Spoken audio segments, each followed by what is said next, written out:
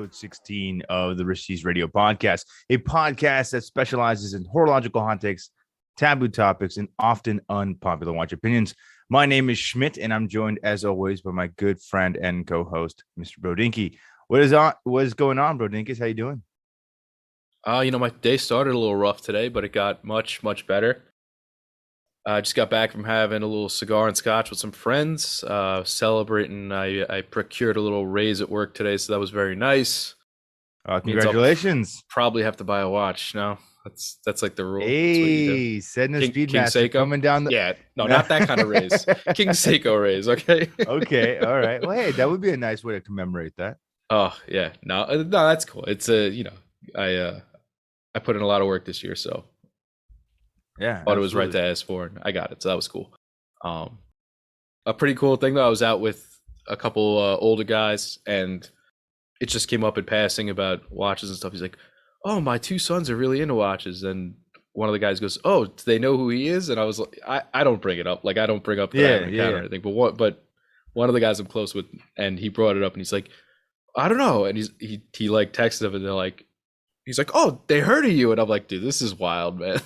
This is like such a crazy life. Yeah, man. Well, you're growing. Your page is constantly growing every day. So, and hey, I mean, I check those listener analytics every week, man. Every week they're going up. It's kind of fun. I mean, it's a little surreal, but it's fun still. So that's always good. Absolutely. Yeah. I mean, this, making content for whether it's memes or whether it's podcast episodes, it's the best part of what we do. So we get to share that with the community. Make no mistake, it is work, folks. Yes, it's exhausting. Pimping ain't easy. Yeah. We record episodes very late. We got families. We got other things that we have going on in our lives. So it's not always easy to sit down and take the time to do it. But we do it for you guys. Coming up with ideas for stuff is not always easy, man. That's right. So, bro, what do we have on the docket for today's conversation?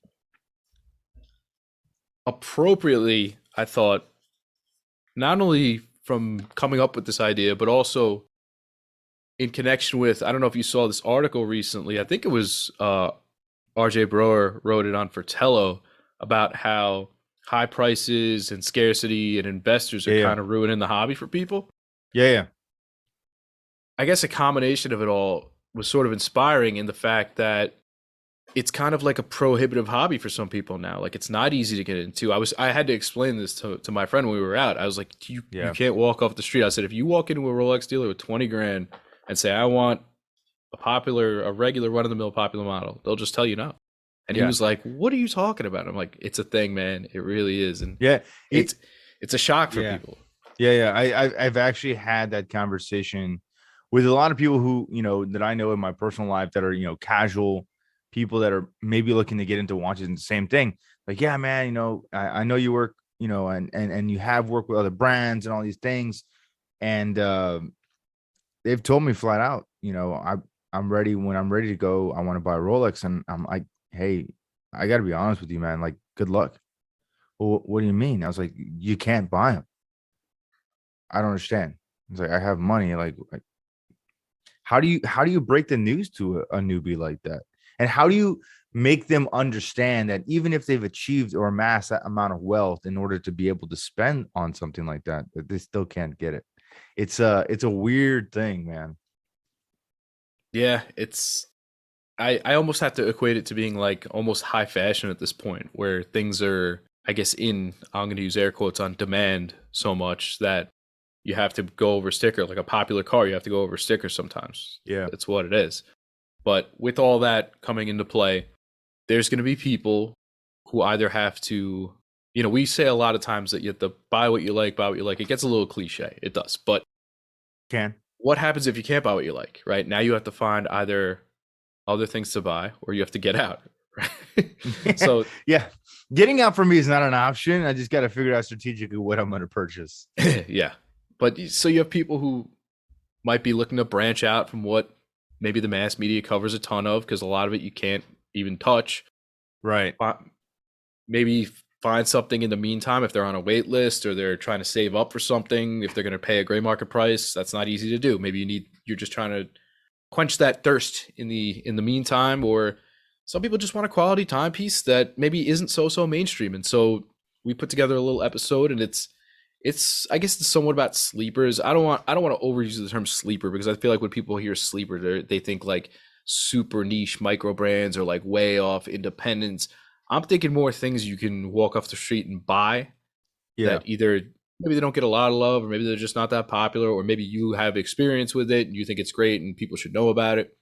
So sleeper in that realm, and we have a few price categories. We're gonna go under 1,000, under 3,000, under 5,000, under 10,000, and then for fun over 10,000, but not crazy. We're not gonna go like, I'm not gonna go Vacheron perpetual calendar or anything there. Let's keep it in the the realm The of, realm of reality. Let's just try to say that. yeah, Like if yeah, you're gonna like, go and you're gonna buy a $10,000 plus watch, what would you buy realistically without killing your mortgage? Right. right, without taking yourself completely off the map. Yeah. So Yeah. that's our guideline, I guess we're gonna go with. Okay. All right. And so I guess we're just gonna volley it back and forth, kind of like Sure. usual. Sure. And So we'll start with the sub 1,000. Yeah. yeah, we'll just work our way up. You Cool. want to take the first? Or you want me to take the first? Yeah, I'll take the first. Okay. Just because this was an interesting exercise for me, because it was difficult when I started going through this and really starting to evaluate, because you and I have talked about a lot of different watches in the podcast over 16 episodes. And I really wanted to try to focus on stuff that we hadn't mentioned as often, or if we had mentioned those brands and we mentioned other pieces or something like that, that maybe, as you said, are a little less, a little bit more mainstream. And I wanted to bring something that was maybe a little bit off the beaten path. So, um, the first brand that I chose was Nevada Grenchen. Nice. They have it's a cool brand. It's a resurrected brand. The resurrected brand. They have a lot of different models. They have an incredible back catalog that they're now pulling from, and more specifically, they just dropped a new model that's on their website called the Super Antarctic. It is such a good looking watch. 38 millimeter, automatic, vintage inspired. And the nice thing is it comes in like so many different variations. So for guys that love classic white loom, you got it. Nice. You guys that like that kind of like off green or off green loom, you got it. Guys that love the vintage patina loom, you got it. They have so many different options, and they've partnered with Forstner bands to make bracelets for those models as well. So they actually have like a Nevada Grenchen stamped bracelet made by Forstner. It just looks cool. It satiates all the vintage vibes, but in a modern watch from a brand with cool history and cool story. And they have a very distinctive design language that is uniquely their own. And that's the one thing I really like about them. They have some stuff that's borrowed, conceptually maybe from other stuff. Like they have their Chronomaster, and it's got a broad arrow hand. Yeah. Kind of looks like the broad arrow hand that was used in the Speedy and used on the Seamaster 300. But when you look at the rest of the watch, it's completely different. So, yeah, and like the depth masters, like the baby panner, as yeah, you call that. That's a yeah, cool baby, watch, though. yeah, Pac-Man dial. the Pac-Man dial. Yeah, I like that exactly. a I lot. mean, just funky fonts and it's like weird stuff. But their back catalog is impressive. It's immense. And it's really cool to see their 1950s and 1960s watches coming back in a modern way. It's a cool brand to get into. So, their Super Antarctic looks amazing. High dome crystal. I mean, it looks Very good. And I clean. think, yeah, very clean. And I think the price point is around 700 US, which is not bad in my opinion at all. So it's a very cool looking watch. And again, at 38 millimeters, the lug to lug is like 45 or something like that. So this is a pretty compact size. Obviously more on the vintage styling, but in line with modern taste and sensibility without being too big. I think that if had they made this a 40, maybe that would have been a little bit too much. But 38, 45 mil lug to lug, I just think it looks awesome. And for around $700, well under 1,000, you're getting a really cool watch from a classic brand. So, And they've got a couple bracelets. Like you get a beads of rice, or what looks like a stretch rivet or a plain rivet. yeah, so there's a stretch rivet, there's the beads of rice, and then there's a ladder, like kind of like the Bond clip style. Yeah. All of those are made by Forstner specifically for Nevada Grenchen. So they, instead of having the Forstner logo, they'll have the Nevada logo on the clasp, which is Oh, cool. that's awesome. So they partner with them because I mean, classically, people were putting those bracelets on those watches anyway in the 50s Right. and the 60s, right? So why not just lean into it and have a brand that already does this really well? Just make your stuff. Yeah, they make really great Smart. bracelets. It's smart. Shout out to you, Forstner. One of these days. One of these days, I'll be able to call you my actual friend, right? I've got one for you here, and this is a watch I actually have experience with. It's not. This isn't incredibly, like I said, it's not super off the beaten path here. It's a Hamilton. This is probably my favorite name because it's so ridiculously long. Like I don't know who thought of this, but it's the Hamilton Khaki Pilot Pioneer Mechanical. Comes in at $845. You can get it for cheaper elsewhere. Also, keep that in mind. But it's a little piloty watch in a 36 by 33 W10 style tonneau shaped case. This is the barrel shape. Yeah, it's a brushed steel case, and you can get it on. It only comes on straps, so NATO or leather. NATO. Little hand winder, 80-hour Hamilton caliber. It's got those khaki vibes to it, where it's got the railroad minute track, the cream loom, the big Arabic numbers, so it's plenty legible. And it's 100 meters too, which is nice. No way. Yeah. But great little package. Wears super good, really compact. I had this watch for a little bit, and it was just something I wound up moving on from. But I really, really liked it, and it was a really great wear, I have to say. And it's just one of those things. I feel like Hamilton provides a ton of value, and people just – they don't get slept on because people always DM me and be like, I know a ton of people who love Hamilton, but but it's always a few key pieces, right? Like, I would say between this one and its normal khaki brother, right? Like the 38 millimeter military khaki. Yep. People are going to gravitate towards that one more before they're going to gravitate to this one. Yeah, this one's definitely a smaller watch. And that's what I like about it. But the case shape makes it wear really nice because it's kind of oblong like that. Yeah. So it kind of really sits right in the middle of your wrist, which I really, really enjoy in wearing a watch. I can't stand when a watch is constantly not overhanging, but like when it kind of bobbles back and forth over your wrist. That's when I know I'm like, this isn't for me. Gotcha. $845 retail, and you can probably get it for $6 elsewhere. Exactly. And again, these are all the prices that we're going to mention are retail prices. Depending on the brand, you'll probably be able to find this maybe for a little bit less through different aspects of retail spaces or whatever, or local ADs. So just keep in mind, this is retail stuff. So if you guys are able to find it for lower, then cool, no problem.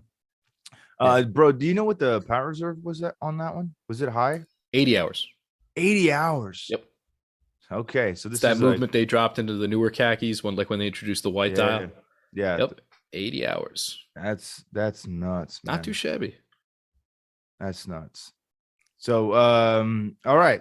So that's your under 1,000 pick. Mm-hmm. Moving on to under 2,000. So under 3,000. Yes. Sorry. This is a difficult exercise for me because there was a lot of things that I liked that were under 3,000, but they were closer to the $2,000 mark. And the problem with that is, like, I felt like I wanted to push the envelope a little bit higher and see what I could get more for my money. So I'm going to start out and just say that I was not able to find something that I would actively want under $3,000. So I failed at this exercise, but what I wanted to highlight here was, even though I didn't find something under 3,000, I didn't want to settle either, right? So my pick for this is 3,000 ish. So the watch that I'm looking at is retailed at $3,500. It's the Norcane Neverest, the new night sight that they came out with. And I chose this watch for a few different reasons. Norcane's a cool up and coming brand. All of the movement design that they're producing today is in-house, and their chronometer spec, which is very cool. And what's even more impressive is their respective in-house movements are actually made in the same factory as Tudor and a few other brands. Yeah, I didn't know that. So you're getting in a really, really high grade movement. It's its own independent manufacturer. It's not a base of a Solita or an ETA movement. Not that there's anything wrong with that. It's just its own different architecture, which I respect. Um, and the reason why I like the Neverest Night Sight, it's just something that I don't own. I don't have a DLC watch. I don't have anything in full black, and I definitely don't have a fully loomed dial, which this one is. And I think that that's really cool. To even take it a step further and say it's a little bit more nerdy, it's X1 Superluminova, which is the new generation of Superluminova. It has the highest glowing power, the highest intensity, and the highest staying or longevity in terms of stay. So it's a really impressive design. Something I think is a little bit more sporty and modern, but nothing that I have in my collection now that I'm willing to snake out a few extra $100 more to get what I really want. Yeah, this kind of reminds me of the Night Diver you were talking about. Yeah, I mean, again, it's just like and I've mentioned, I just don't have anything like that, And if I was gonna do a military or a tactical or blacked out watch, I want it to look like that. 200-meter, nice. Chronometer. I mean, in house, 200 meters, decent size, fully loomed dial, new gen Superluminova for $3,500. And that's the middle price one, right? Because they have one that's on a bracelet, it's a little bit more, it's like 38, yep. 39. Then they have one that's kind of like on an Erica's original style strap. Okay. The stretchy fabric strap. The PJ. And that, yeah. And that one's 3,400. So I opted for the rubber, which is my personal favorite at 35. That's what I'm but just a really great watch. Now, again, that's retail. Maybe a year or two from now, you might find it in AD looking to move it out of inventory. You might find it on Chrono for a little bit less, which I imagine would be the case. But certainly something I would add to my collection because it's just nothing that I have. So sorry I didn't hit the under 3 mark, but I'm willing to go a little bit over if it makes sense. And don't forget, I feel like people sleep on used watches. Like, I've bought so many watches used. There's nothing wrong with that. As long as you find somebody who doesn't have like one post only, He comes highly recommended from one person. But if you have somebody who sold off plenty of watches, it's probably somebody who buys and sells all the time. If they don't have anybody dinging up their reputation, they're probably all right. I mean, I've saved a lot of money buying used watches. Well, I'll say this too. Just remember, PSA, ladies and gentlemen, buy the seller. Do your research, buy the seller. We talked about that briefly on the last episode, but we're going to reiterate it here since Bro brought it up. Okay, my under 3 pick. Now, it's funny you were talking about coming in around $2,000 and regretting it, leaving money on the table.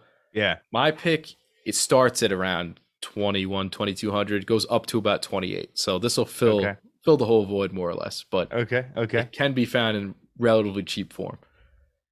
This is the Longines Spirit Collection. I don't know if you've seen these. Yes. They're very classy looking. The titanium one is at the higher end. Right, yes. Yes, okay. And so you can get a few different flavors. Few different flavors of this one. First of all, I just want to say I feel like Longines, despite having a pretty big name, is pretty slept on. I would say yes, based on maybe overall notoriety, but no based on sell-through. Because I do know that when I was still working and selling watches, they were the number 2 brand for all of Swatch Group behind Omega. And I would believe that based on their sponsorships. Like I see they do a lot of like horse racing, golf. Exactly. Those are people who are buying watches. Yeah. And buying a lot of watches. And again, the price points are different.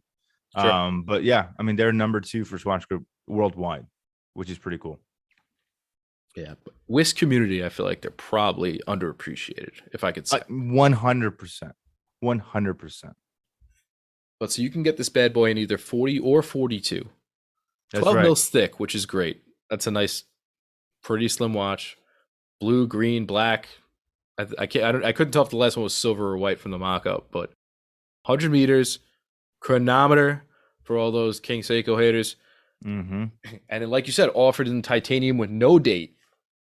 And this is the reason I wanted personally the lower end 40 mil, which is the 2100, because the 42 mil has that awkward where the date window cuts into the 3. Yeah. which I'm not a huge fan of, and I understand why that happens. I just don't like the way it looks. Yeah. So I would go with the cheaper one. Yeah. Well, and I think too, a watch like that, because there's basically no bezel, it's a very thin bezel. Yes, It kind of maximizes the dial aperture a little bit. I would It's going to agree. wear larger, you know. So I personally, it's like I said before about Nomos many episodes ago. It's like Yes, I would yes. always size down with them because a 38 does not wear like a 38 in Nomos. A 38 wears like, you know, or 35 wears like a 38. 38 wears like a 42 for them because of how thin the bezels are. So it's interesting. But yeah, I would totally be on the 40. And I'm finding with my picks here that I've got a little bit of a theme going, and you'll probably put it together as I'm going here. I had a hard time choosing between these two because there's also another Longines that I really, really like, and that's Yeah. the Avigation Big Eye Chrono. Ah, yeah, yeah, yeah. That one, and I've had experience with that one too. It's a thick boy because I'm pretty sure it's got a 7750 in it, Yeah, I think so. but it's a 42 millimeter. But the design is so good.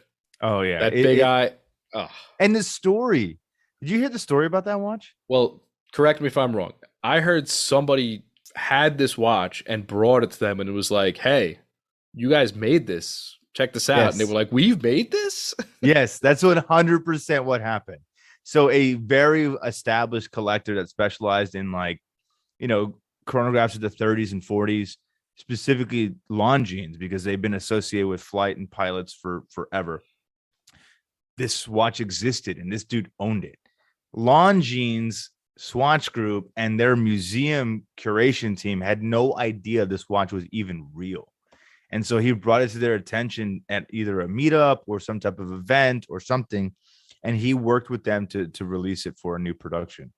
And they were able to go back in the archives and find this watch, but basically nobody knew that this watch was real or nobody knew that it existed. It was like a So one cool. of one, basically, which is so crazy, but so cool at the same time. But yeah, and they came out with a titanium version not too long ago of the Avigation Big Eye. It's kind of got like a gradient blue dial. It I was gonna fades say Blue out. Dial. Yep. Yeah, it looks sick. It looks really sick. Yeah. That's a If it's a cool if you watch. like a chunkier watch, that's a great watch for you. Like if you're, I know some people are into the thick. They like that feel of a Panerai, or they like the feel of a big chrono, a big Breitling or something. That is a watch for you, and it's not too pricey. You can get it very reasonably. I think I've seen them either used or secondary market for like below two. I'm talking like 1,600. Yeah, yeah. I mean, and again, it's a cool watch. I love how asymmetrical the subdials are with the big eye on the right. It looks cool. I'm like, how many people are gonna have that? You're gonna show up to a meetup? Very Maybe someone few. will, but Very few. yeah. Very few. Well, I'll say this: since I wasn't able to meet my threshold of under $3,000, I did have a couple honorable mentions that were closer to that 2,000. So I'll just throw those out real quick. Let me have it. One of mine was actually a Longines as well, Ooh, but a little bit more dressy. I went with the Longines tuxedo dial, which is a 1930s piece. It's got like an off cream or ecru color inside dial, and there's like a black outer ring. It just looks very good, very very Art Deco style period watch. That was certainly something that I would want to own and wear, tuxedo or not. And the other one that I chose was the new Hamilton Intramatic Mechanical. So it's the manual wind version of the Hamilton Intramatic chronograph, oh and they yeah, released two models last year. One with the black dial, one with like a cream dial as well, leather strap or mesh bracelet. it's like a panda and a reverse panda. Yeah, yeah, exactly. That's right. And I tried this watch on. Man, I wanted to pull the trigger so bad. I was like, this is $2,000. It's like I'm saving for a moon watch. I'd rather buy the moon watch, you know. I But looked at that too. I did. but 100%, if I had the cash in hand, 100% I would run out to my AD today and buy one. It's a very cool watch. It feels like you're wearing something just plucked right out of the 60s. And the mesh bracelet's phenomenal. It's not some Looks so mesh you're good. gonna yeah, it's not some chintzy mesh you're gonna buy off of eBay or Alibaba or whatever. Like, it's very well done. The plant clasp on it's fantastic. They really knocked it out of the park. The only criticism that some people in the watch community have had about this watch is just the overall thickness, because they weren't really able to decrease the thickness that much in comparison to the automatic version. Because the automatic version is a very thick movement. This one, I think they maybe decreased the thickness by a millimeter or so. It's basically negligible, Yeah. but given it's a manual wind, they're like, well, it should be thinner. I get all that. It might be a big concern for somebody if this is their only watch, but like you said, with the navigation, like it's a big boy. Like embrace it, wear it, love it. Like it's a watch, use it. Find the right strap for it. I feel like that's another Yeah, thing. You got to find the right strap for watches like that because but it'll make or break your wearing experience. and also for me, it's always about the situation. Like if I'm gonna go out, make a statement at the bar, or do something, grill out back, I don't need to worry or care about trying to hide my watch under a shirt cuff. I want people to see my watch. Like it's kind of one of those things. Now, if you're in a more formal or business environment, then okay, maybe you are a little bit more discreet. But for me, it's always been a conversation starter to have a nice watch on and somebody to notice it and start talking about it. And I think that that's very cool. And a watch like that would certainly get good and positive attention. I agree. So I think you're right. So now that I went off on that little tangent, I'll let you hit the under 5K. Okay, under 5K. First. I'm gonna go, and I've really tried to stay away from stuff that I would normally go with here. And so I'm going with an IWC. Okay. Now this one is a little bit off the IWC beaten path. Because you think IWC, you think Big Pilot, you think mark whatever number you want, or the La Petite Prince. This is the IWC. It's just called the Pilot Automatic. It's almost like a dressy looking pilot watch. It's polished. Mm-hmm. It's 36 mils, which is also completely off the normal pilot scale. 10.4 thick, so nice and thin. 60 meters. Very, very clean design language. And even at 36 mils, it's got long lugs. It'll probably wear great. It's a little more versatile than your average pilot, right? Because your pilots are usually chunky and kind of big, and they usually make that statement, right? You wear them with your military-inspired jacket or something, or your hoodie. This one, I feel like you can get away with wearing a dress shirt with. It's very clean. They make a really gorgeous blue dial. I'm looking at it, yeah. So this one's, you said 36 mil, 36 mil. Very un-IWC. Yeah, it's kind of the anti-IWC, to be honest with you. That's kind of what I like about it, though. Yeah. And I know your trend is, and this is maybe what you were getting at earlier. It just seems like your trend is scaling down size in watches. I'm scaling down size, and it seems like all of these watches are made for pilots. Yeah. Yeah, I mean, I think that's also, we've touched on this before. I think that that's kind of one of the big places where the industry itself is going to be going here in the near future, is really downsizing. We spent many years getting bloated and getting bigger in 45, 50 mils, and then that got too crazy.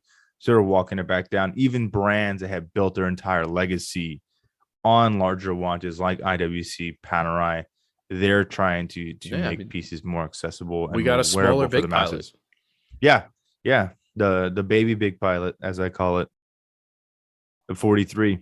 Even if you are maybe not into, you say, if I'm going to buy an IWC, I want an IWC. Yeah. You could throw a little more money in, and you can get one of those Spitfire automatics. Yeah. Those are great. They're a little more typical. And even they come in 39 millimeter. Not that big. But they're really nice. They got a little touch of that red text on there I really like. Yeah, man. IWC does a lot of great stuff when it comes to highlighting stuff on their watches. Just a little pop of color here, a little pop of color there, a font change here. Like they do a really, really good job with their overall design concept and how they take care of that. And my personal favorite version of this watch is the bronze, which comes in over 5, so that doesn't count. But this is one of those cases I would definitely shell out extra because their bronze pilots look so good. And they age like crazy. I've heard they age pretty quickly, but in like the best way. So they don't look like a copper pipe in my house. Yeah. You ever see the copper pipe look? Yes. Very, very stinky metal very quickly. Some people flex that. I don't know if I get that, but I see people they throw up a Yeah, picture of like it looks like a moldy piece of cheese. like yeah, just not for me, not for me at all. But I mean, I guess I understand. Hit that thing with the lemon. Come on, man. Yeah, yeah. It's like you gotta send it back and get that thing polished up a little bit, you know. Um, so cool, man. I'm not seeing the one in bronze though. They make it in bronze though, you said. The So 36? no, not the 36, so the 39. Oh, okay, okay, 39. okay. So they have a couple different models that come in bronze. They have one that looks almost just like a fieldy pilot. Doesn't Yeah. really have much of that pilot vibe to it. Looks almost more like a field watch. And then they have another one which is the chrono, which is so nice. Yeah, yeah. So The Spitfire chrono. this one's a Mark 18, yeah? Yep. Mark 18 Heritage. Hmm. 40. Is it bronze though? Oh no, this one's titanium. Okay. I guess it comes in titanium too. Anyway, it looks cool. I like it. I think that is certainly a great pick, especially given that you're going small these days, which I like.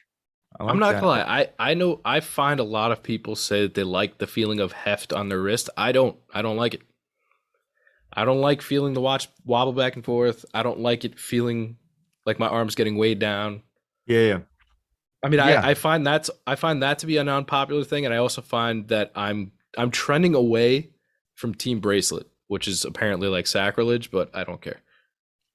you know, I really think it depends on the watch. You know, like this is, I mean, and we've touched on this before. You know, offline when you and I spoke. Like I have the new Forstner Thin as a Dime bracelet on my Speedy. I love this bracelet. I love it. I get compliments on it everywhere I go because I don't have the OEM Speedmaster bracelet. I had an opportunity to buy the Speedmaster. I bought it on the nylon because that's what I could afford, quite frankly. And that's what I got. I got the least expensive version of the Speedmaster of the new generation, right? Hesselite on the nylon deployment strap. Since then, I've been experimenting with a lot of different straps. I really don't wear the nylon often because I'm trying to preserve it. So it's on NATO, it's on single pass. And then I got this Forstner, and this bracelet is awesome. It's amazing. It's super light. It's very comfortable. It's easy to adjust on the fly. And it's very different of a style Yeah, it is. than what you would normally see out there. So people always will stop and ask you about it. But for me, I'm not so much against Team Bracelet. I'm more looking for things that are just not common anymore. I don't want to have the same thing as everyone else, Yeah. you know? So I love the new Speedmaster bracelet. Don't get me wrong. It is a game changer for the average consumer. Will I probably own one at some point? Yeah, maybe. But I'm also looking for something else to diversify my moonwatch against the other litany of moonwatches around the world. Like Yeah. I want something different. And when I found this combination, I put it on there. I posted it um, to a collector page that I'm a part of, and I got a lot of feedback from it. People liked it, so there you go. It's cool. For me, and this goes back to what I was talking about before with especially with bigger watches, like anything Black Bay, I can't wear on the bracelet. I just can't. It just doesn't work Yeah, for me. I have to wear that watch on a rubber because NATO yeah, makes it too tall. I have to wear it on like a fitted rubber because if you don't have a fitted rubber, there's like a giant gap between the lug. I don't know if you've ever seen yeah. that. It's Yes, I horrendous. have. Especially on the Pepsi, it's like It is. It's gigantic. I don't know what the hell they were thinking. No, well, I do know what they were thinking. They they didn't were want to thinking you would take never away get market share from Rolex. That's exactly what well, they were there's thinking. that, and they thought you would never take your bracelet off. Well, let's be honest here. I hate that bracelet. I'm gonna be honest. A lot of people like that bracelet. The rivet, I can't stand it, and not for the rivets. I think it's really uncomfortable, and I don't like the Yeah, clasp. it's a little blocky. It is, and I It's a just little think blocky. the rubber makes it amazing. Infinitely better. Yeah, yeah. Yeah. So cool. So for my pick, this is probably not too much of a surprise. Um, I've been a Breitling fan for a while. I don't own any Breitlings. I never have owned any Breitlings. but I've always wanted to have one in my collection, specifically this model, which is the Super Ocean Heritage. However, Breitling just released a new novelty version of this watch that has a green dial with a black ceramic bezel. Comes on either the rubber strap in black, it kind of looks like the woven mesh, or the stainless steel mesh bracelet. I think the price on this is just under five at like 4,700. Yeah, so it's like 4,700 on the rubber, 51 if you go for the full steel mesh. I've always loved this watch, especially the Generation 2, which is what we see now in terms of the hands. But this colorway, I think, looks really good. I've been a fan of the Super Ocean Heritage in blue and certainly in black. They've had a lot of great colorways over the years. This one, I know green is trending, so it's no surprise as to why they did this. But I just think it works. You know, it's not something that I would have picked normally, but I was looking for something different, looking for something else to suggest. And I think this is just a cool looking watch. And it's so new that probably not a lot of people have it, which is why when I saw it on their website today, I was surprised because like nothing in social media has told me that this watch has been released. Yeah, kind of strange, right? Yeah, it's super weird. I'm like, well, this is cool. It's a new colorway. All right, cool. Like, I'm going to talk about this one because you guys may be looking for a green dial, maybe looking for a Breitling, and maybe looking to buy something under 5K. There you go. You're welcome. And we were talking about this beforehand, was that a lot of these watches, it's not that they're uncommon and it's not that they're so sleeper-ish. It's just they never get any coverage. Correct. Yeah, you're going to find people talking about the blue and the black. And again, it makes sense because that's going to appeal to most clientele. But for me, you know, I want something that's going to be quality and nice and good, respectable. But it's not the same watch as everybody else has. Because again, if you go to the meetup and everyone's got the blue Super Ocean Heritage on, it's like, I'm no longer special. I want to be special always. My mom told me I was special. I want my watch collection to reflect that. Do they also make this in a chrono version? I think so. Yes. Yeah, I'm looking at it now. It looks really good. It's just different, you know. It's a good color combination. I like think that handset.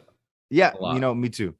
That's the Generation 2 handset with that kind of little line down the center. Yeah. Because the original Super Ocean Heritage just had a broad arrow. There was no like little delineation line.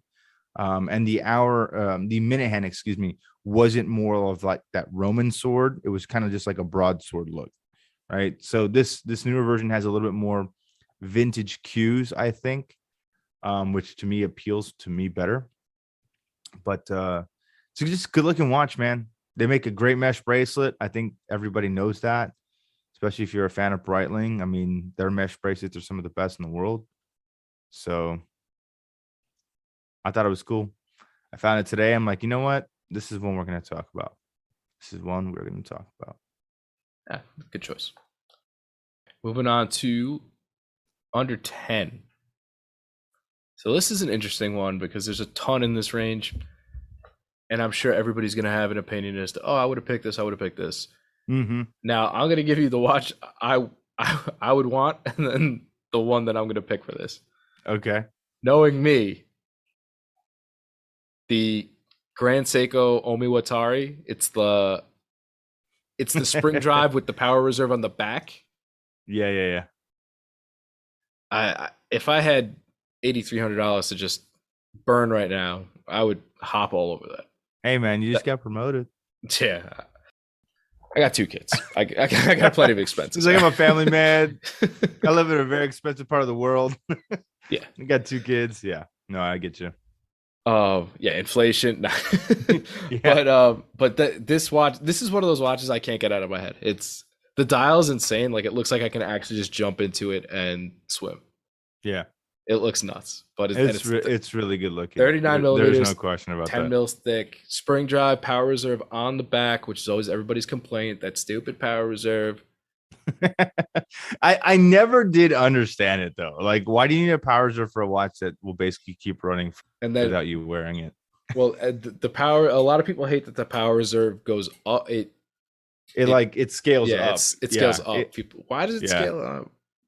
But it's the thing. But and also no bracelet, so nothing for all you haters to complain about. Yeah. Comes out of Yeah. gator. I don't know if anybody's ever touched a Grand Seiko gator. It is butter. It is Is it a now? buttery smooth leather, like worn in already. You don't have to break it in. It's so nice. Like an old baseball glove. Yeah, exactly. Exactly. So that is the one I would take. And again, not too far off the beaten path there. But Yeah. my choice for a sneaky under 10 grand watch is the Blanc Pan 50 fathoms bathyscaphe. It's 38 mils. I knew you were It gonna say comes in 38. blue. Yeah, I it's knew it. 38. I knew it. Mm. It gives you your classic Blanc Pan look, but Yeah. 300-meter diver, 10.8 thick in a diver though. Yeah. That's nice because a lot of times when you get a diver that gets smaller, it gets annoyingly, for lack of a better word, I'm just going to use chody. Yeah. It gets very paint can ish looking. Yeah. It's uncomfortable because it's taller and it doesn't cover enough ground lug to lug, which is really annoying. Which I found with the smaller SKX, I think it's the 013. I always get yes. once I It's deviate from the 013. 007, It's the I forget where 013, I'm at. not the 173, which is my favorite. Yeah, it's the Right. 013. Yeah. Right. So the 013 is the smaller one. I found that when I tried that on, that the proportion didn't work as well as I would hope. I was like, oh, a smaller version of SKX. That sounds great. I always hated that they changed the hands. That too. Yes. That drive me nuts about that is that they changed the hands. They made them feel more like stubby, I think is kind of the way Yeah, I would agree with that. And it's just visually everything else was cool, but the hands. Conceptually, it seemed like such an ideal watch. Yeah. Really a shame. But we said this last time. Specs are not always everything. Yeah. A watch can be amazing on paper and you put it on your wrist and it's garbage. It is too heavy, too fat, too thick, lug's too long. I mean, you just don't know. But the specs indicated that it should have been your perfect watch. Sometimes it doesn't work out that way. And this is a good indication of that. Yeah. But I like this watch a lot. It's that watch is cool. And this was in steel, yeah? Or is it in titanium? I'm not 100% sure. It looks kind of titanium to me when I look at it. Yeah. Because it's a blue one, right? Yeah, blue 430 date for all the haters out there. Yeah, 430 dates, baby. And I think you can get it on nylon or I want to say rubber. I can't remember if it's rubber or fabric. It might be like a sailclothy looking thing. Yeah, it's the sailcloth. Yeah, that even looks really good though. I want to try that out. That looks the sick. Blanc Pan sailcloth is. I would expect it to be good. Yeah, I mean it's 100% good, but that's what the boys at Artem were trying to kind of emulate because. Oh, okay. The issue is like Blanc Pan makes the best sailcloth straps in the world, but they're also extremely expensive. And there wasn't really a way to kind of put that on anything else because you're not going to buy a Blanc Pan strap and put it on your Omega or your Hamilton or whatever. So the guys at Artem, our friends across the pond down under, they wanted to make some straps that were just as good in quality, but practical for everything else. So, and with this watch, you can always drop the OG diver flex on the sub bros. There you go. There you go. Did you see that Artem just released a new batch of straps? I did not. They came out with their sailcloth in navy now, which I think is a sick color. And they just released a new run of NATO straps that probably from what I've seen in the renderings are the most close to Omega. This episode brought to you by Artem Straps. Yeah. Just kidding. It's not. Definitely not. We have no sponsors, but no, we're going to talk about, I own an Artem strap and I love it. So I'm going to talk about it. You got to recommend what's good, man. That's how the it's only good. People find out. It's just what it is. It's word of mouth. It's a good strap. And I saw they dropped the navy. So we're going to tell the masses. And they got the NATO line now working. So if you haven't seen that stuff, go check them out. Okay. So for me, no surprise, I had to have an Omega on the list. But I didn't want to go with your typical Omega. You guys know I'm a Speedmaster guy, but I wanted to do something a little bit different. Let's face it, the Probably bronze gold didn't fit under the budget. That's what happened here. I was considering the bronze gold. Trust me, so was I. I was like, oh, the bronze gold, but it's just above the budget. It's fine. But I went with the Aquaterra World Timer, which I think is a Ooh. super underrated watch. For those of you who have not had the chance to witness one in person, it is phenomenal. And this watch for me checks a lot of boxes if I was to buy an Aquaterra. First of all, price point. This is a master chronometer certified world timer complication with 150 meters of water resistance at $8,900. Now, granted, that's on the rubber strap, but for all of you bracelet bros out there, it's available, for 9,100 on the steel bracelet. Okay. For me personally, this watch sings on the rubber exclusively. Like that to me is the only way to wear it. This is an amazing watch. It is a thicker watch. It's 43 millimeters. But it's 150 meters water resistant. Give me another world timer on the market today that doesn't cost 15, 20, $25,000 that you can actually go swimming in. I mean, I can't think of any of them. I'm not going to mention the Casio World Timer, but Well, I mean, okay. We can't always bring God tier watches. We can't bring God tier watches in the conversation because they are God tier for a reason, apparently. But I mean, you think about it. Look, think of every classical world timer manufacturer. There's not a single one of those guys that you could wear actively. I was like, oh, I got my Patek world timer. I'm like, cool, dude.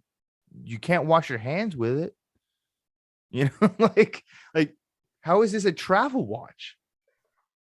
It's a travel watch from like, I don't know, like the car to the hotel, and like that's it. Like, you're not walking up and down the streets, you're not jumping, you're not doing, swimming stuff or active things. Like you could do every one of those things in this watch. And part of the reason why I love this watch so much is it is obviously a world timer, but Omega took some creative license with the dial and things like that. That make it kind of unique. You'll notice that they have like BN, which is where Omega's based, yeah. instead of I think it's France that would normally be there. Or there's also London time, which is on there as well. Like they took some creative license with this, which is cool. I like that. The other thing that's really impressive to me is the dial. So the actual world map is made in titanium. That looks really good, by the way. And from what I understand, and this is a very limited thing, this was explained to me a long time ago. From what I understand, Omega carves and colors the world map with lasers to create the intricate pattern there. So basically what they're doing is they're carving out the detail, but as they're doing it, they're also changing the temperature of laser to basically turn it blue, green, or brown to simulate the different textures of the world map. So it'd be kind of like a bluing process, but with lasers, I guess. Jeez. But to me, that is so cool. And the fact that I can see that on my dial is even more amazing. This is a watch that has a lot of depth, a lot of character. And it's one of those watches that when you own it, it doesn't matter what angle you're looking at, you're going to find something interesting to look at. And it really is beautiful. Now, again, 43 mil, it's a thick boy. We understand that, but being able to cram that complication in there, make it anti-magnetic, certify it through METOS, make it water resistant to 150 meters. I just don't know of anybody else out there that's doing it for under $10,000. That's pretty. That's pretty. I understand impressive. It being 43 millimeters because it has some internal scales to read. Correct. I mean, you can't. That's what 24-hour time in the middle. Yeah, you can't size that down. It would be illegible. No, and it has a day-night indicator on the 24 hours too. So correct. Yeah. No, that's a really nice touch. I like that a lot. But for me, that world map is everything. The titanium, how they color it, how they laser engrave it, that is so cool to me from a technical perspective, because I just don't know of anybody else that's doing something that intricate and that elaborate on a watch like this. Again, $10,000 is a lot of money for a timepiece. But when you think about it systematically as to what you're buying for that $10,000, to me, it's a no-brainer. I challenge you to find something for me more visually interesting under the $10,000 price point than that. And this still screams Aquaterra. Yeah. You don't lose any of the language of what the Aquaterra brand is. And one of the things that I found that some people notice, some people don't. If you notice, like modern Aquaterras, standard models, they have like the little horizontal lines or whatever. Yeah. That go across. You'll notice that they have the lines on the dial, but they go vertical. Yeah. And they almost represent the longitude lines for the actual world map, because they kind of like curve out a little bit. I do see that. Instead That's of being straight up and down. It's again subtle things that change the overall look of the watch, but still keep it in line with what it's supposed to look like in context of the whole collection. You know what I mean? So to me, I know this watch doesn't get a lot of love. Like there's people who are diehard dead set on it and they're gonna go buy it. It's a very hot watch. But the average consumer is like, it's just a fat, I don't really need it, whatever. I don't want to give it a chance in person. So they don't. And for my friends that are still in the industry, they've told me, it's like when we have this watch in and somebody finally makes the opportunity to come and look at it, they always buy it because it is such an amazing watch to see. So if I had 10 grand, that's what I'd be buying. That's a nice choice, I gotta say. I've always liked this watch, though. A friend of mine is like bonkers for this thing. It's just a cool watch. And again, it's practical. Like that is, find me a better travel watch. Yeah. The blue looks really good. This also comes with what, green? No, just blue. I thought they made another color of this, didn't they? So it's the blue on rubber, blue on steel bracelet, and then it jumps up to like precious. So there's like I was gonna say that's what I'm looking at is a gold. Yeah. So I think there's like a Sedna gold. Yep. And then a platinum one, I think is the next. I think it's Sedna gold and then platinum. If you want to be Platty Daddy. Yeah, Platty Daddy. But yeah, there's my under 10,000 pick. All right, and then time for the comical category. I mean, I guess don't get me wrong, under 10,000 is still pretty comical, but over 10,000 can be. And again, we didn't try to go shoot for the moon on over 10,000. It's something that an average person could save up for. I use the term average loosely. Yeah, but relatively speaking, something that's not going to get your house foreclosed, hopefully. Yeah. So my my mind immediately goes to, I'll say ALS because I don't want to say Alanga and Zona. Oh, that's where my mind goes first. But it also kind of seems very mainstream because I feel like that's where people go as soon as they leave. Did you go Geo? I didn't go Geo, but you're okay. You're in the I'm vicinity. Okay. Hold on. So I didn't want to go ALS because I feel like as soon as people leave Trinity, they go right to ALS. And a lot of people think ALS belongs in there. Let's sub somebody else out, like the Royal Oak brand, as people call it. Yeah. So that's where my mind went originally. Not, no shade against them, but they seem like the obvious choice. A watch that I like, I didn't pick this one, but I like was Chapek, the Antarctique. Yeah. I don't know if you've seen that one. Bracelet looks cash. I've always really liked the dial. I always really liked the aesthetic of that watch. Fratello did a collab with them, right? They did with like a greenish style. Looks really, really good. Yeah. But where I landed, not GO, GP. Oh, did you go Laureato? Yes, Laureato Chrono at 18 grand. Okay. Now this watch, I find this watch interesting because it seems like it would be a Genta watch, and it's not. Yeah. It looks very Genta, and a lot of people say, it's a rip off of the Royal Oak. Now, interestingly enough, it came out around the same time as the Royal Oak. Not before, but around the same time. And at this time, the Royal Oak was still considered kind of a flop. Yeah, exactly. So the idea that you would copy a flop is kind of ridiculous. So it's safe to say it's not a copy. Yeah. It definitely has a lot of 70s looks to it. But it also, interestingly enough, preceded the Nautilus and the Ingenieur. Yeah. So a lot of those Genta style watches, this precedes them. So it's safe to say that this watch is not a Genta copy. Yeah, yeah, yeah. 40, Interesting. pretty standard 42 mil chrono. Yeah, and this is the integrated bracelet, Yes, right? integrated Yeah. bracelet. Lot of taper, looks really really good. It's like an H link look. Yeah, yeah, yeah. Yeah, I'm looking at it now. Texture dial. Now you can get it Panda, which is a nice alternative to other Panda dials that you Mm-hmm. can't even come into contact Touch. with. Blue. They just did a really cool one that I really liked. It's a LE with Aston Martin. It's a green. The green is nuts. The shade of green they use is sick. Interesting. With Aston? Yeah, Aston Martin. Interesting. Because I thought Aston was with Tag. I thought they announced a partnership last year or the year before with Tag. Maybe that's already dissolved. Who knows? Yeah, I but get this, it's hard to keep track. It's ever changing. It's hard to keep track. and It's a maybe you cool call this watch. watching. Maybe you call it an itch scratcher because but really, it's kind of like an amalgam. If you take, I want a Yeah, I Royal would. Oak, I can't get one. I want a Daytona, I can't get one. I can get a Panda dial Royal Oak looking thing.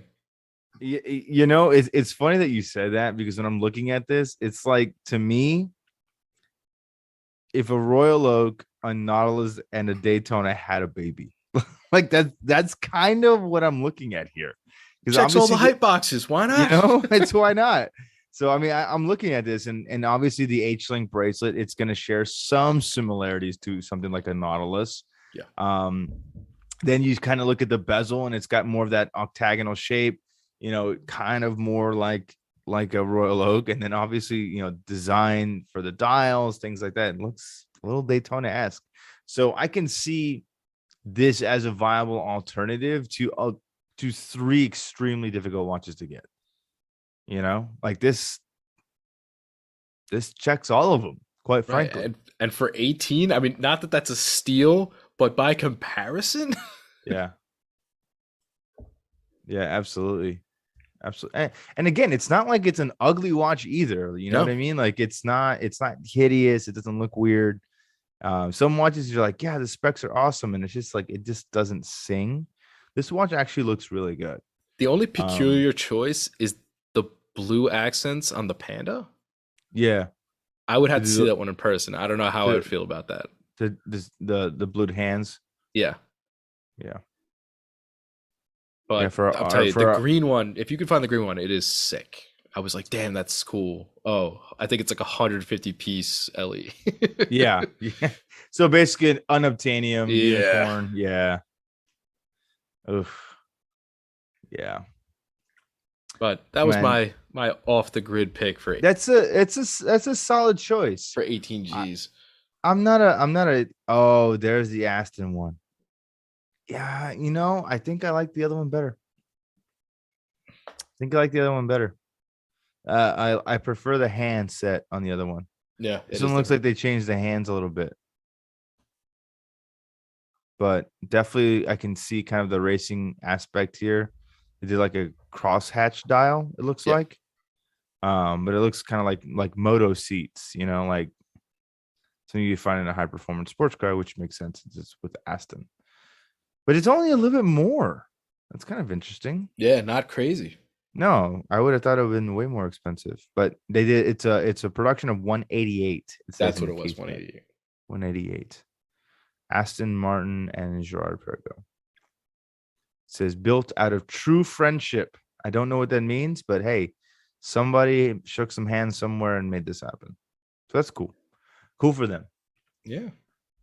So my pick for the last one is ultimately and equally as about expensive. I chose a Blanc Pong. Now you chose one earlier in 38. I'm choosing one in 42. I touched on this Okay. watch last week. It was something that I didn't want to talk about Ah, again, but I kind of do because I liked it. it's So nice. It's a nice this is watch. yeah, yeah, yeah. This is the Blanc Pong Air Command. Specifically their version in titanium. Houdinki had posted this in their shop last week, and I saw it pop up, and I was like, man, that watch is so sick. But what I love about it is the juxtaposition between a very classically styled timepiece on the outside when you're looking at it from the dial. You see the bezel, you see, some subtle key references here. that look very classic. It's classic Blancpain, right? I see a lot of like 50 fathoms elements in there. It looks really good. But then you flip the watch over and the movement is this beautiful industrial, just futuristic looking movement that I'm just like, this is awesome. This is a watch that I would add because it's something that's very special from the front, but as soon as you flip it over, you know it's cutting edge technology. It's something that's very fancy Yeah, and that's it nice. looks it looks it looks awesome. So I mean, it's it's nice. I like it. In titanium, lightweight. It's kind of military inspired. It's blue. I love blue timepieces. So this is kind of everything. It's very good looking. Does it bother you Yep. when the subdials cut off the numerals? No, I know that bothers some people. It doesn't bother me because I know what the numerals are. Uh, I mean I understand that. I understand the critique. I understand the critique because it can be like a symmetry thing, you know, Yeah, where it's just like it just visually will just jar you, and I get that, you know, but I also am willing to overlook it because it just looks cool. You know what I mean? And it's like I know that it's supposed to be a 2. I know it's supposed to be a 4 or an 8 or a 10. You know, it's not like it's impeding my ability to read the watch. So, but yeah. to each their own. You know, there's some people, quite frankly, they just could not live with that, and I get it. This watch comes in around 19,000. Um, so for that price, for most people, it better be damn near perfect. You know Yeah. what I mean? So I get that. But for me, that's not a concern at all. I think it looks awesome. Yeah, I think it's a little less offensive here because it's symmetrical. Yes. Like when I was talking about with the where the date cuts into the three, I think that being asymmetric, I Yeah, think that's where certainly. it rubs people the wrong way. But I think this looks fun. Yeah. It's just it's cool, man. They did a limited edition a few years ago when they first re-released this watch. It got a lot of press. It was very hot. And if you're looking at the photos, the rotor on the back of that one's very cool because it was like a plain what do they call it? Propellers. Yeah. So like very cool, very, very interesting looking movement on the back. But the one on this titanium just looks so industrial. It's like kind of like skeletonized in certain areas. It just looks cool.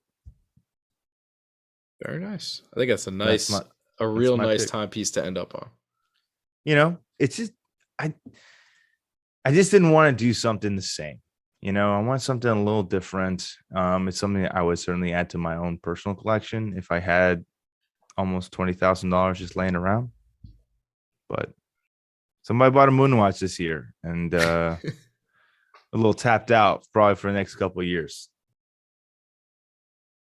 Isn't that the funniest part about collecting is you save and then you're like, okay, I'm gonna buy this, and then you're like, damn, I hope nothing good comes out because I can't get it. Oh, and we're right around the corner, I'm sure. I know. I mean, we've already got some brands that have already dropped some stuff for this year already. I know it's only a matter of time before like just the whole industry floodgates Yep. just like Yeah, that's coming. the levy breaks and we're just gonna get our inundated yearly inboxes just with just all these emails and stuff from all the periodicals like, oh, it's so and so who did this and so did that. So I guess we'll have some more content to talk about. It's Not that funny. we really People go into this time of year hoping that these new great watches come out that they can buy. I come into this time of year hoping that nothing good comes out, so I don't have to buy anything. I yeah. I'm just really curious. Perspective. Yeah, I'm just really curious again as a side note. I'm really curious to see what the crown's gonna do. Not to get into a whole diatribe, but They're it's gonna just take like another bag of Skittles, pour it out, and make another line of watches in those colors. I guess so. Yeah. Well, I saw somewhat of the leaked photos, and I don't know if it's legitimate or not, but the leaked photo of the green hand GMT master like now on a Jubilee bracelet. And I'm like, Oh, seriously, a little more mix and seriously. match. I love mix and Oh match. my god, I'm just like, there's just no originality left. But we're still going to increase the price point by 10%. No big deal. I honestly like the concepts that come out this time of year better than the actual watches usually. Like when Yeah, People drop like the Yeah. lime green on the GMT Master. I'm like, oh, that's cool. Never Yeah. happening. Yeah. When all of the like Photoshop editors start making like their customized They're watches and good how though. They look they're nice. I'm like, they damn. are good. They are good. But as you know, our friends with the crown will never do that. So Actually, Hodinkee, I think, put out an article recently where they did some creative photoshopping and they shopped up a bunch of yes. like watches that they liked. Some of them came out really nice. Yeah. I saw Danny Milton's solid gold Explorer 36. I was like, come on, Danny. Seriously? They might do that. They're like off the wall enough to do that now. I mean, we got a two-tone. Why not? I mean, maybe. But an Explorer, it's just like Yeah, it's sacrilege, but hey. it's sacrilege, man. It's like you're just like literally killing the legacy of that collection. I don't know. It's whatever, man. You know, people are gonna do what they're gonna do. Yeah, And we'll be here to report it to you guys every week. every week. And on that note, I think we'll take it out. Schmitty, always a pleasure. Folks at home, stay sexy. Take Till care. next week.